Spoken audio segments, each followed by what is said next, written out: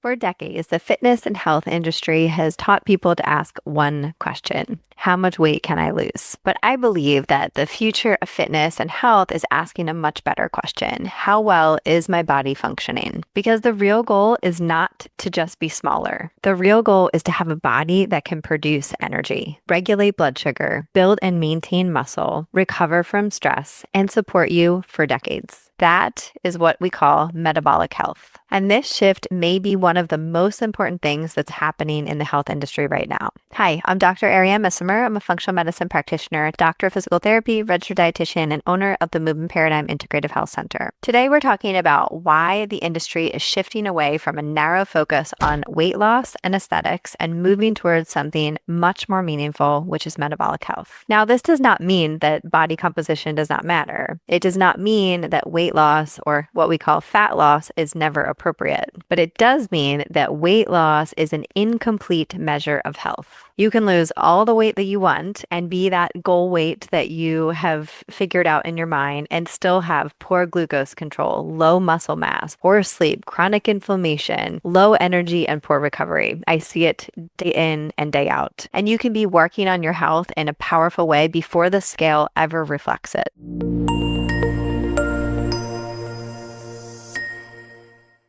So what exactly is metabolic health? Metabolic health refers to how well your body uses, stores, and produces energy. Clinically, we often look at things like blood glucose levels, triglycerides, high-density lipoprotein, cholesterol, blood pressure, waist circumference, and insulin-resistant risk. Metabolic syndrome is commonly defined as having 3 or more of these risk factors, including elevated blood sugar, high triglycerides, low HDL cholesterol, high blood pressure, and increased waist circumference. But from a whole body perspective, which is always what we're looking at, metabolic health is even broader than that. It includes how well your mitochondria, your powerhouse of your cells, are producing energy, how well your muscles take up glucose, how sensitive your cells are to insulin, how well you recover from exercise, how stable your energy is throughout the day, how well you sleep, how resilient is your nervous system under stress. So instead of thinking, how do I burn more calories? How do I achieve my goal weight? We need to start thinking, how do I build a body that can use energy well? That is a completely different conversation. So why weight loss alone is not enough? The problem with focusing only on weight loss is that it often leads people to chase restriction. Typically, they are trying to eat less, burn more, cut carbs, do more cardio, push harder. And while that all may lead to short-term changes on the scale, it does not always create a healthier metabolism. In fact, if the approach causes undereating, poor sleep, muscle loss, chronic stress, or overtraining, it actually can work against your long-term metabolic health. And I, again, see this day in and day out with my patients. Because your metabolism is not just about calories. It's about hormones, mitochondria, inflammation, sleep, stress physiology, and nervous system regulation. If someone loses weight, but they lose muscle mass, feels exhausted, has cravings, sleeps poorly, and cannot recover, then we have to ask the question, was that really health? Muscle is our metabolic organ.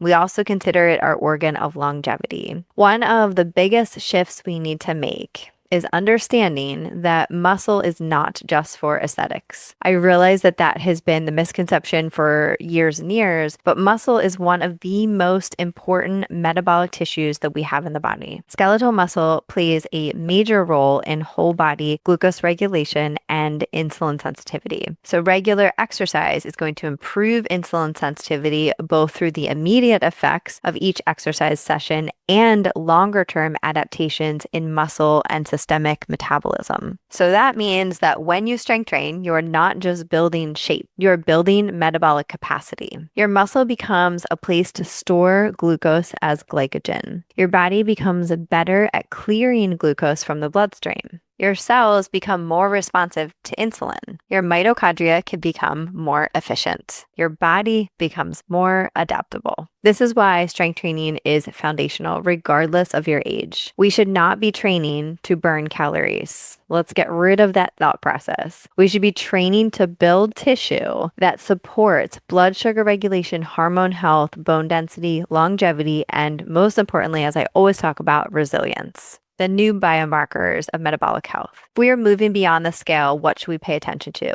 Here are some better biomarkers. Your strength is improving. Your waist circumference is decreasing or at least staying stable. Your blood sugar is more stable. Your fasting insulin, A1C, triglycerides, HDL, and blood pressure are all improving. Your energy is more consistent and stable throughout the day. Your sleep is better, the quantity and perhaps quality. Your cravings are reduced. Perhaps you're binging. Your recovery is improving from exercise and from life. Your cycle, your mood, your digestion, and your stress tolerance are more regulated. Your body composition is improving even if the scale is slow to change. These are signs that your physiology is changing for the better. And often these changes matter way more than a number on the scale. So what are some practical steps to building metabolic health, building your engine? How do we actually do this? First, strength train consistently. That could mean that it's 2 days a week, 3 days a week, 4 days a week. Aim to progressively challenge your muscles with resistance training in a form of progressive overload. This does not need to be extreme workouts. It just means consistency and giving your body a reason to maintain and build muscle. Second, super easy, walk after every meal. Even a short walk, 5 to 10 minutes, can help your muscles use glucose more effectively to support better blood sugar regulation, so it makes you more gluten sensitive. Third, prioritize protein. Protein is going to support muscle repair, improve satiety, your sense of fullness, your immune function, your nervous system, and healthy aging. If you are strength training but under eating protein, you're missing one of the major building blocks for metabolic health. If you're eating a lot of protein and you're missing strength training, you're also missing a major factor. Fourth is eating enough fiber and whole food carbohydrates. Carbohydrates are not the enemy. The goal is to improve your ability to use carbohydrates more efficiently. So quality, timing, pairing them around your workouts, fiber and muscle mass all matter.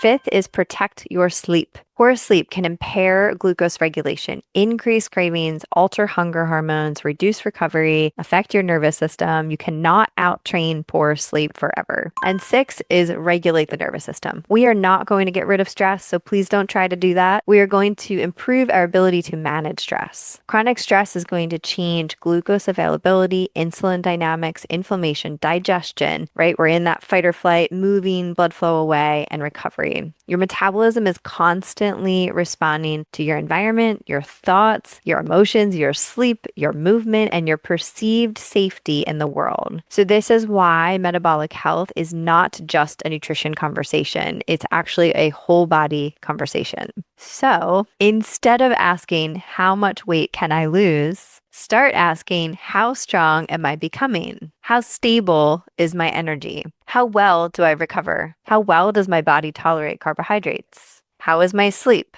How is my blood sugar? How much muscle am I maintaining as I age? How resilient is my body under stress? Those are the questions that change everything. The future of fitness and health is not anti-weight loss. It's pro-health.